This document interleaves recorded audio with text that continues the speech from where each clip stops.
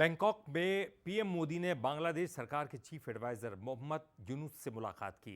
दोनों के बीच में हिंदुओं पर अत्याचार, बांग्लादेश में जल्द चुनाव समेत कई मुद्दों पर चर्चा हुई। बल्कि इतना ही नहीं, मोदी ने मोहम्मद यूनुस को एक अहम हिदायत भी दे डाली है।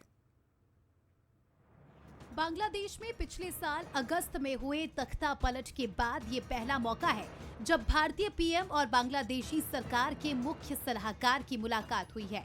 थाईलैंड में हुई BIMSTEC समिट के बाद दोनों नेताओं के बीच द्विपक्षीय बैठक हुई, जिसमें कई अहम मुद्दों पर चर्चा हुई। पीएम मोदी ने बांग्लादेश में जल्द चुनाव कराने की बात कही, साथ ही संबंधों को नुकसान पहुंचाने वाली बयानबाजी की भी हिदायत दे डाली।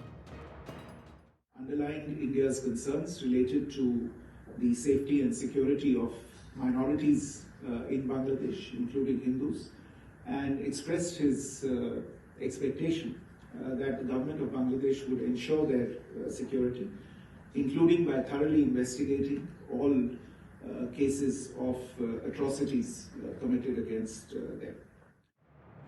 दरअसल इस मुलाकात के बाद चर्चा है कि मोदी बेमन से यूनुस से मिले हैं, क्योंकि बांग्लादेश में तख्ता पलट के बाद से दोनों देशों के बीच रिश्ते अच्छे नहीं हैं।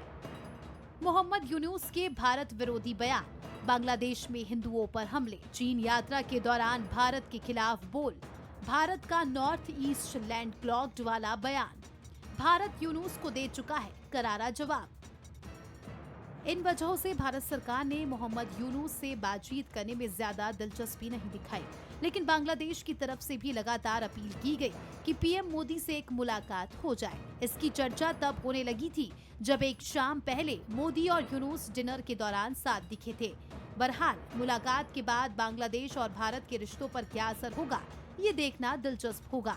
Bureau report, Bansal news.